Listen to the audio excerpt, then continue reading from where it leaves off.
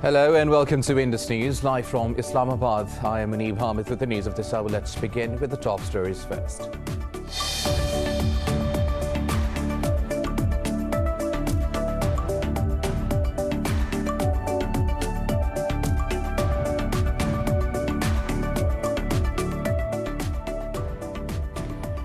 In Afghanistan, dozens of people have been killed and injured in a Taliban attack on a police headquarters in northern Balkh province. Officials said the car bomb blast was followed by a gunfight by the attackers who entered the building. Earlier, 14 security personnel were killed in another Taliban attack on a district police headquarters in the Faryab province.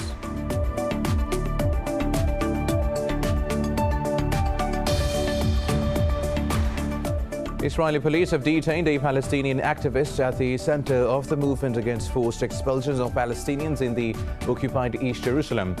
Al-Khurd's detention is the latest move by Israeli police to quell several days of tension in the Sheikh Jarrah neighborhood.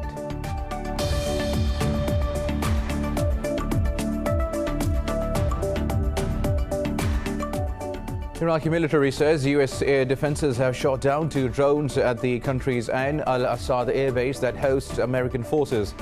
It comes after coalition forces said a U.S.-run diplomatic facility in the Iraqi capital Baghdad was targeted with a rocket strike.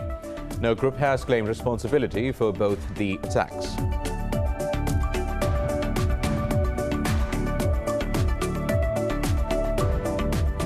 In Sri Lanka, at least 14 people have died and nearly 250,000 affected in flash floods and mudslides triggered by heavy rains. Rains have been pounding the island nation since Thursday night and many houses and roads have been inundated.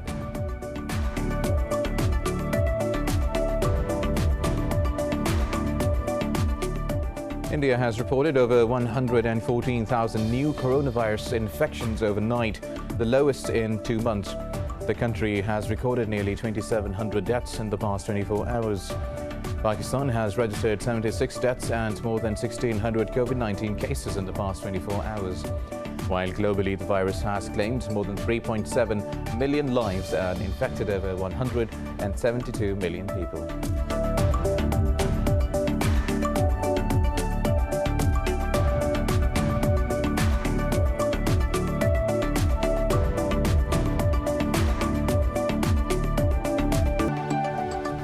Well, these were the top stories. News in detail is coming after a short break. Stay with us.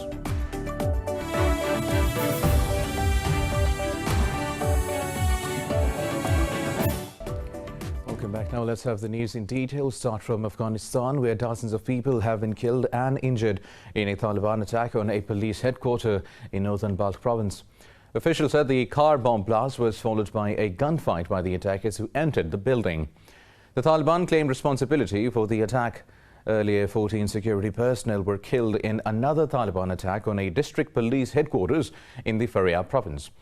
On Saturday, the group claimed to have captured several districts as fighting rages amid withdrawal of foreign troops from the country. A UN report warned that the group has tightened its grip on power. It said the Taliban now exercise direct control over half of the country's district administrative centers. The UN officials have called on the Afghan government and the Taliban delegations in Doha to discuss the peace process. Under Secretary General for Safety and Security Gilles Michaud and Special Envoy Deborah Lyons were representing the UN side. The United Nations Assistance Mission in Afghanistan said reduction in violence and safety of UN aid workers were also discussed. Meanwhile, US Special Envoy Zalmay Khalilzad will meet with Afghan political leaders to discuss peace. The State Department said Khalilzad and the delegation are visiting Kabul, Doha and the region. It added Khalilzad will also meet with leaders from regional countries to discuss the peace process, trade and also development. Now, Israeli police have detained Palestinian activist Al-Khurad from her home in occupied East Jerusalem. She has been campaigning to stop forced expulsions of Palestinians from the Sheikh Jarrah neighborhood. Palestinian state media said Muna's brother was also given an arrest warrant. In recent months, the neighborhood has seen a series of sit-ins by Palestinians protesting against the forceful expulsions of families from their homes. Rights groups say up to 1,000 Palestinians in Sheikh Jarrah and the nearby Silvan district face being forcefully displaced. Nina's detention comes a day after an Al Jazeera journalist, Javara Budairi, was briefly arrested while covering a demonstration in the same area. Now, Iraqi military says USA defences have shot down 2 drones at the country's Ain al-Assad airbase that hosts American forces. It comes after the coalition forces said a US-run diplomatic facility in the Iraqi capital, Baghdad, was targeted with a rocket strike. In a tweet, coalition forces spokesperson in Iraq, Colonel Wayne Marotto, said that rocket impacted near Baghdad Diplomatic Support Center. He said the attack caused no injuries or damage. No group has claimed responsibility for both the attacks either. In another development, Iraq and the US agreed on a redeployment plan of coalition troops outside the war-torn country. Meanwhile, northern Iraq's regional officials said 3 people have been killed in an airstrike on a camp housing thousands of displaced. At least 17 people, including children, have been killed in a missile attack on a gas station in eastern Yemen's Marib province. The Marib's governor said dozens of people have been wounded, blaming Houthis for the attack. He said several cars, including the ambulances that arrived to rush the injured to hospitals, also caught fire. The Houthis have not yet commented on the attack. Meanwhile, Saudi-led Arab coalition says it has intercepted a Houthi drone launched towards the southern city of Khamis Mushaid. However, the rebel group claims to have hit intended targets at the King Khalid Air Base in the city. Earlier, Houthi spokesperson said an Omani delegation has arrived in Yemeni capital Sana'a for peace talks. However, US Special Envoy for Yemen Tim King slammed Houthis and accused them of failing to reach an urgently needed ceasefire. Syrian army has killed 70 militants after the attack the government forces near Revaya in Idlib province. The Russian Center for Reconciliation in Syria said 1 soldier was killed in the militant group's attack. It said 2 of the Syrian troops were also injured as they returned fire. The center also reported 39 episodes of shelling in the Idlib de-escalation zone by a militant group. Now moving to Sri Lanka, where at least 14 people have died while thousands have been displaced in the flash floods and the landslides triggered by heavy rains. More than 15,000 are seeking refuge in relief centers. The military is delivering food to people whose homes were waist deep with water, while Navy boats are rescuing marooned residents. Sri Lanka's southern and western plains were the most affected by the monsoon rains in the last 72 hours. The rain increased water levels in irrigation and hydroelectricity reservoirs. Authorities released the excess water into the rivers, which caused water levels to rise and overflow into the low-lying areas. Now, India has reported over 114,000 new coronavirus infections overnight, the lowest in 2 months. The country has recorded nearly 2,700 deaths in the past 24 hours. While globally, the virus has claimed more than 3.7 million lives and infected over 172 million people. More about the pandemic in this report. At the peak of the COVID-19 pandemic, Europe was battered as hard as any other continent. However, the region has fared well in its vaccination drive. Italy, which was the first European state to face the huge consequences of the pandemic, has administered record vaccinations in 1 day. Belgium has announced to begin vaccinating 16 to 17-year-olds against COVID-19 from the next month. Meanwhile, British Prime Minister Boris Johnson called on G7 to make a commitment to vaccinate the entire world against COVID-19 by the end of 2022. Over in the US, the country has so far registered more than 33 million coronavirus cases, while its death toll is approaching 600,000.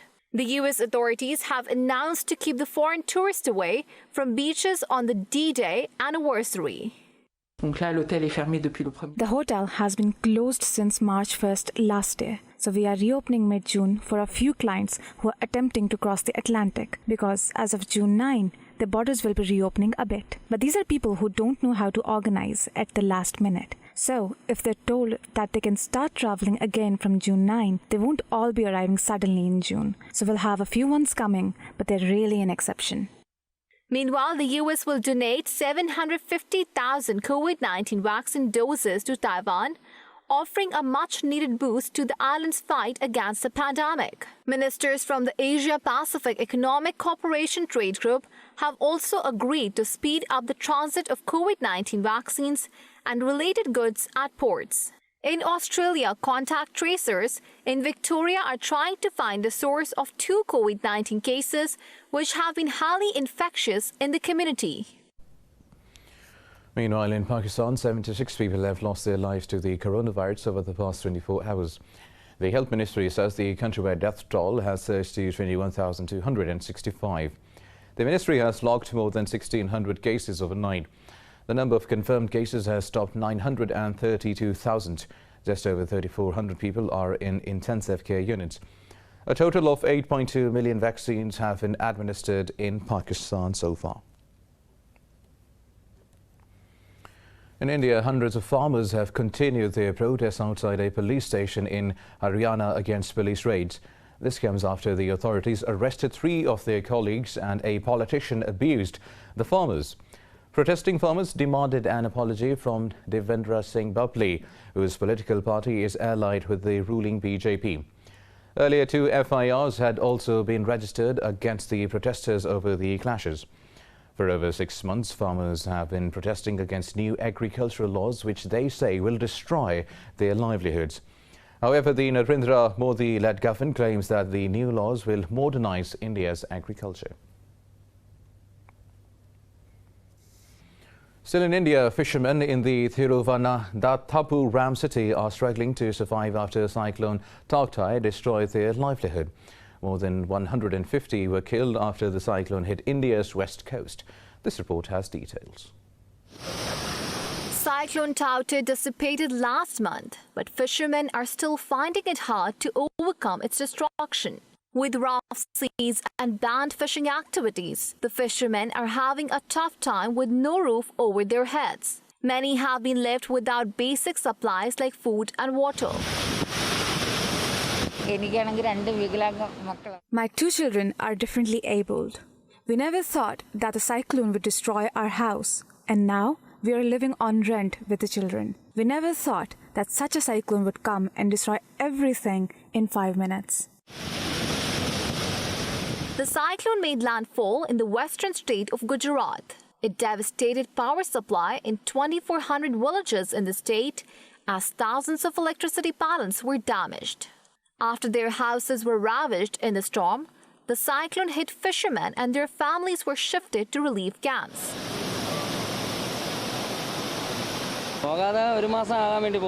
It has been 1 month and we have not gone for catching fish because of the heavy storm. We are a total of 60 to 65 people living in St. Antony School. I lost all my property. The district collector has given us a warning that we should not go fishing until 9 June. So, no boat went in the sea. The fishing community is desperate for funds after the cyclone damaged around 1,000 fishing boats and harbour infrastructure. More news coming up in this news bulletin after a short break. Stay with us.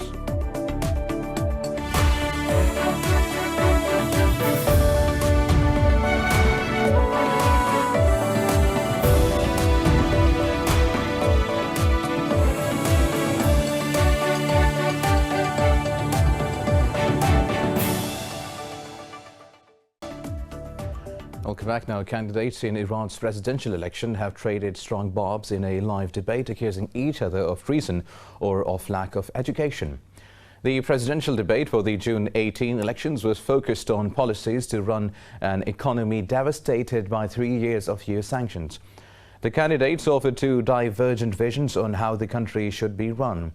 The 5 hardline candidates attacked the 8-year performance of outgoing pragmatist President Hassan Rouhani, while the leading moderate candidate, former central bank chief Abdul Nasser Hemati, blamed hardliners for heightened tensions with the West.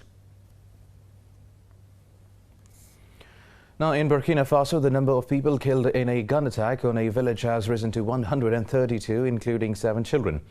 The UN has condemned the attack and called on countries to step up the fight against violent extremism. Burkina Faso's authorities say armed assailants attacked the Solhan village in the Yagha province, which borders Niger. Government spokesman said another 40 residents were also wounded, while the gunmen also burned homes and a market. Burkina Faso's President Marc Christian Kabore called the killings barbaric and urged national unity. No group has claimed responsibility for the attacks so far. Now moving to Nigeria, where at least 88 people have been killed in an attack by armed bandits in restive Kebbi state.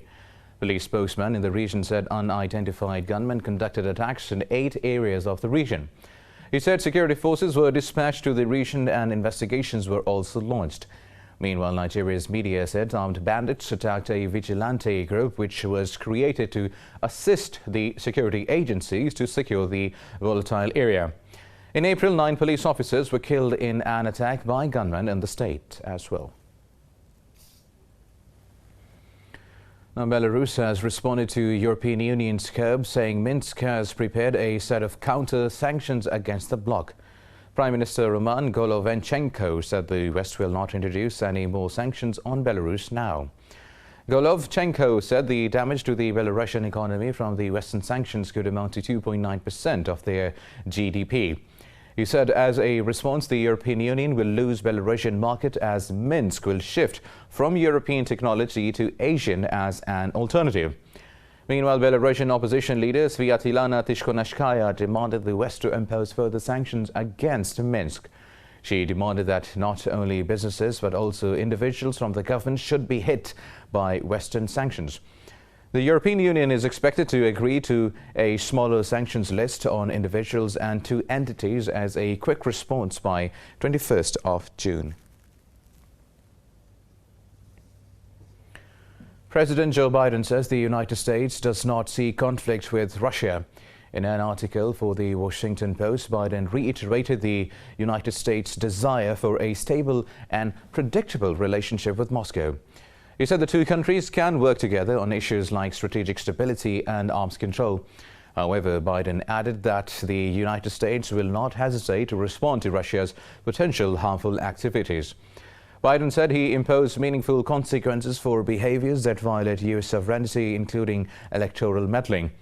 The U.S. president said he will underscore West's commitment to human rights during his meeting with Russian President Vladimir Putin.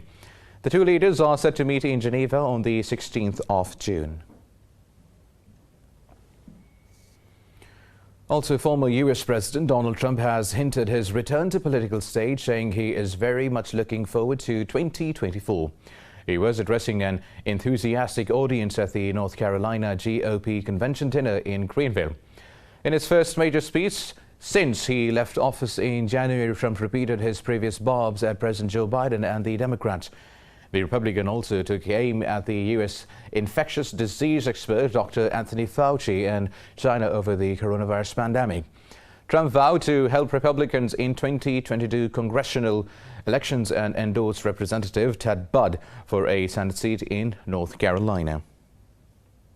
And we just can't let it happen. We're going to win North Carolina's all-important U.S. Senate race. And we're going to lay the groundwork for making sure that Republicans once again carry the great state of North Carolina in a year that I look very much forward to, 2024. Well, now also in the U.S. says it is ending a long-standing practice of secretly obtaining reporters' records during probes into classified information leaks. This comes after recent revelations that the Trump administration secretly obtained phone and email records from a number of journalists. The Justice Department said it has completed a review of pending compulsory requests from reporters in leak investigations. In a statement, the department said it will not seek compulsory legal process to obtain source information from journalists. Meanwhile, the White House said issuing subpoenas for reporters' records is not consistent with the Biden administration's policy. Earlier, President Biden said he will not allow the Justice Department to seize the reporters' data, describing the practice as wrong. Now, millions of Mexican voters are heading to the polls today to elect governors, mayors and congressional The election, largest in the country's history, comes amid threats of violence by groups that do not recognize the polls. At least 90 murders and 693 aggressions against politicians and candidates have been reported in the run-up campaigns. Authorities have deployed soldiers and police in the towns of Nahuatl in the northeastern Michoacan state. Political parties have disowned the region's indigenous communal council, which claims to be the local authority. Opinion polls show the ruling coalition favorites to defend their majority in the lower house of the Congress. Now, enthusiasts from all over Russia showed off their technological creativity by participating in a drone racing competition in Moscow. The participants created their own drones and made changes to the models right on the site to improve their chances of winning. Their goal was to complete the track in the shortest possible time. In 2017, drone racing attained the status of an official sport by the International Federation of Aeronautics. Following FAI's decision, drone racing was included in the All-Russian Register of Sports by the country's sports ministry in 2018. Now, a Spacex cargo ship has delivered fresh supplies to the International Space Station. These includes a baby bobtail squid and near-microscopic 8-legged creatures called the tardigrade. The Dragon commercial resupply service cargo ship carrying the supplies autonomously docked with the space station. A reusable Falcon 9 rocket carried it out of the Earth's atmosphere from the Kennedy Space Station. The resupply ship is an upgraded version that can carry more cargo than its predecessor. The squid will be used to observe symbiotic relationships between animals and microbes, while NASA sent some 2,000 tardigrades to see how they handle the stresses of microgravity.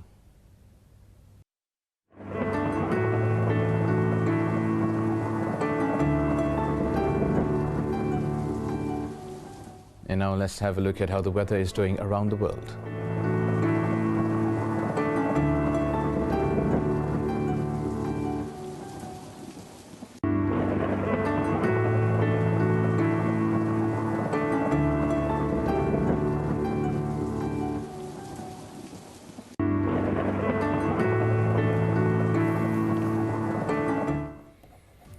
And that is all for now. For the latest updates, you can follow us on social media at indus.news.